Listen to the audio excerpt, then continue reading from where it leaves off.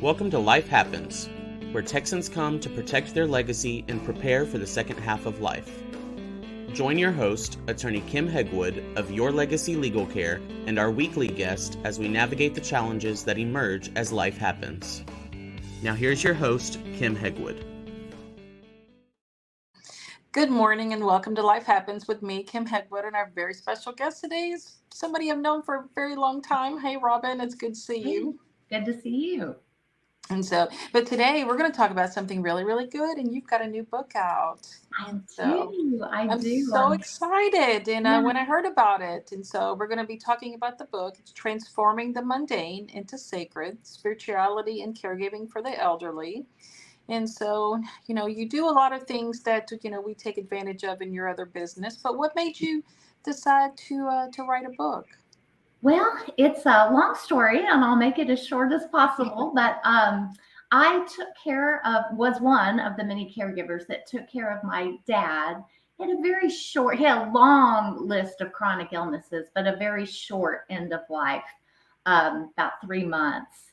Mm-hmm. And throughout that experience, I just felt the presence of God. I knew that we couldn't get through anything that we went through without his help and without scriptures that came to us and songs. I mean, the list goes on and on. So I go to a silent retreat every year. And if any of you have ever been to a silent retreat, your first reaction would be, how do you stay silent for 3 days? But I enjoy it. It gives me peace. It gives me clarity and discernment. And I was at that silent retreat just 2 months after my dad died. And I was praying specifically about how I could help other caregivers on their journey, having just been through what I went through with my dad, knowing that God was with me every step of the way. And I love speaking. It's a spiritual gift. I'm not going to claim it for myself. It's a gift that I've been given, as you know, I do in my business. And I was praying specifically about how I could help caregivers in support groups and even in caregiver conferences. And I heard very clearly, write a book. That's how you're going to be able to do that, as a stepping stone to be able to get out there and help those other caregivers who may be struggling on their journey. So, yeah. I know a lot of caregivers that struggle on their journey. And so most definitely. So how'd you come up with the title, Mundane to Sacred? That I don't get that. So how about? Sure. That was also the experience when I was at that silent retreat. I asked, of course, why me, God? I don't know how to write a book. I've never written a book. I don't know how to get it published. And the ideas just kept coming. And one of the ideas, obviously, was the name of the book. And so I went back and forth with mundane and sacred and ordinary and extraordinary, landed on mundane and sacred. And basically the premise of the whole book is that we should consider our role as a caregiver as a sacred calling. There are many scriptures throughout the Bible that talk about how God places such high value on the elderly.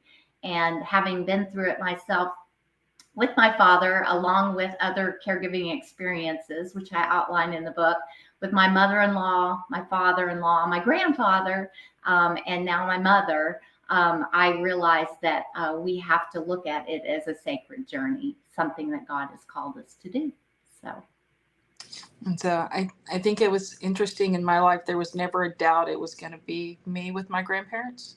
Really? From a very early age. Not too long after I got married, around 19 or 20, I told my husband at the time, I said, we need to move closer to my grandparents, because it's going to be me to take care of them. So we've got to get back closer. So the first chance you get to get from here to there, we need to get there. So, so it was interesting because it really wasn't even talked about. I just knew, You just knew. Yeah. I just knew. Exactly.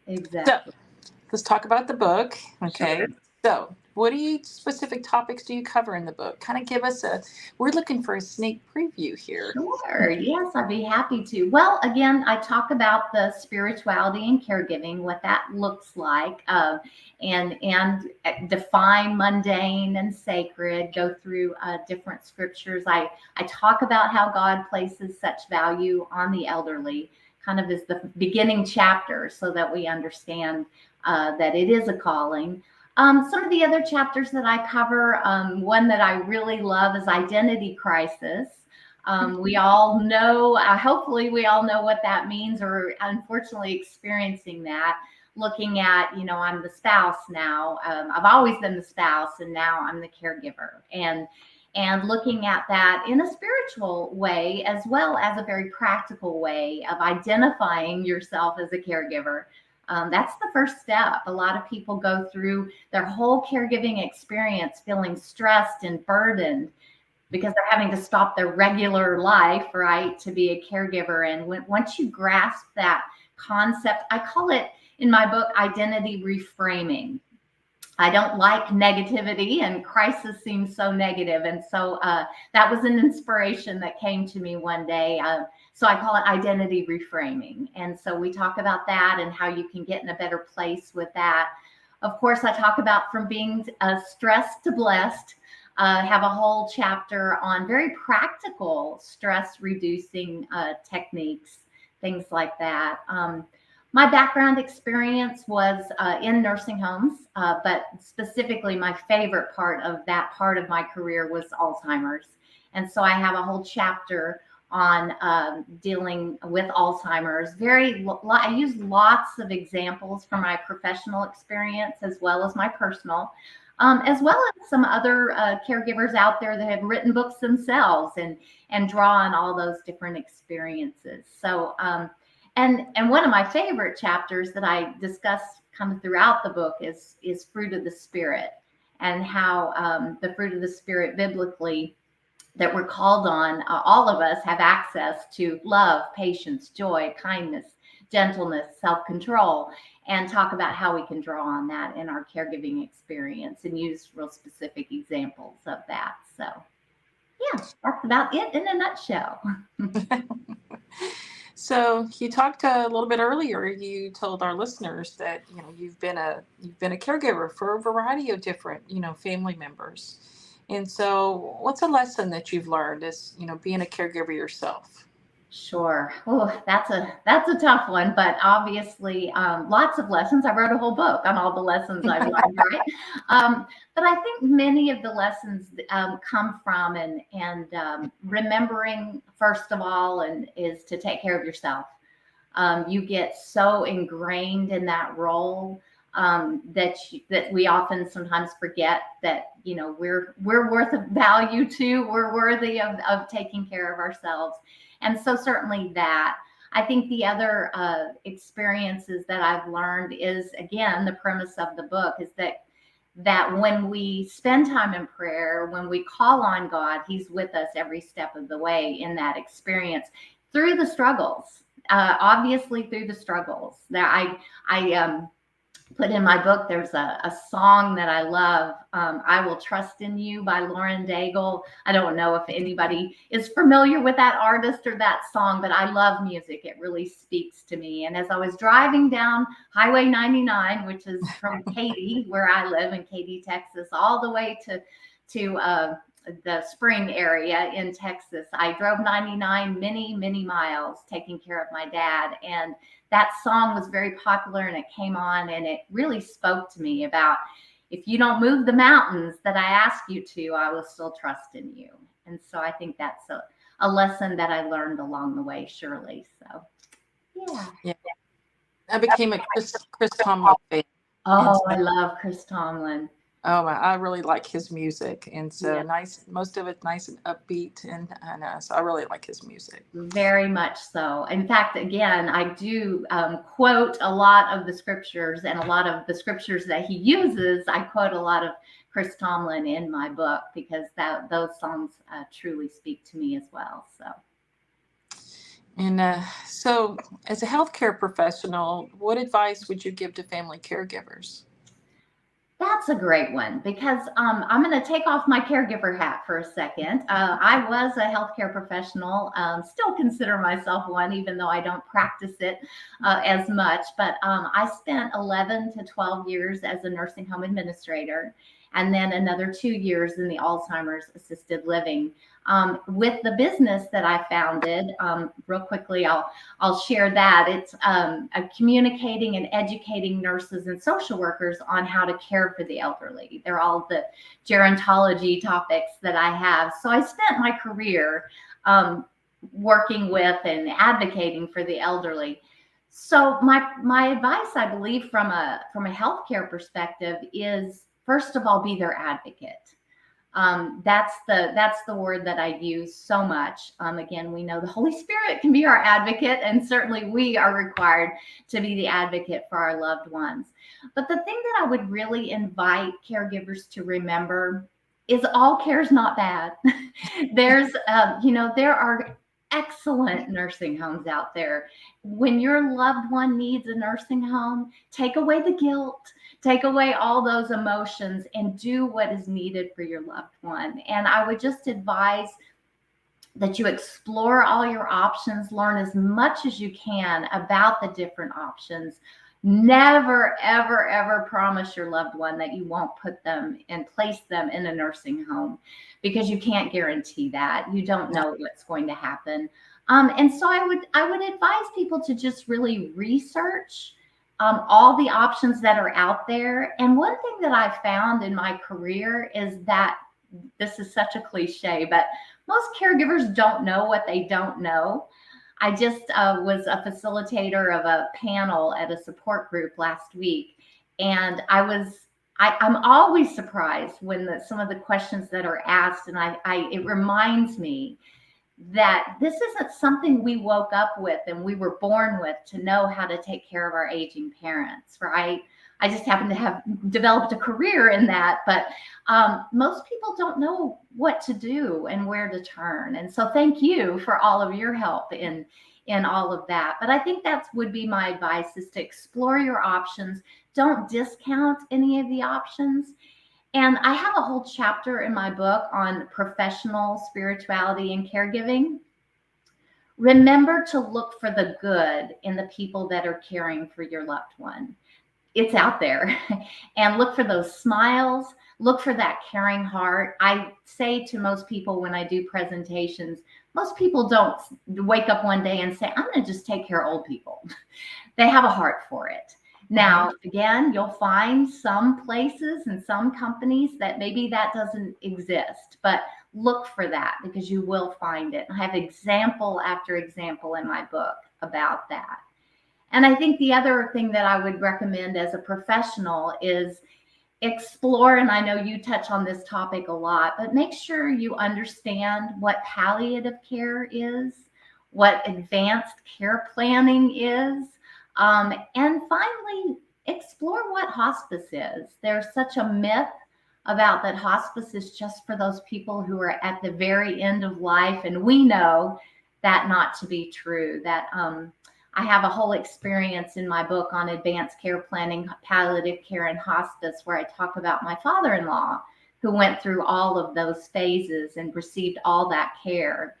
And it was beautiful. It was such a beautiful experience. And I am so thankful that the family allowed me to guide them to explore what palliative care and hospice can mean for your loved ones. So the goal is to make it easy as much as possible. And I was blessed. My daytime caregiver that I had for my grandparents was phenomenal. It's been 18 years since they passed, and I still stay in touch with her because she became part of the family.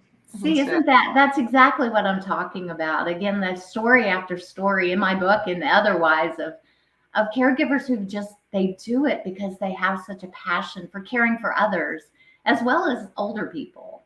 And I think that's so I know there's that famous quote. I can't quote it, but you can train people on how to lift somebody or how to place them in the bathtub or how to feed them. You can train that, but you can't train the heart. It has to come from the heart.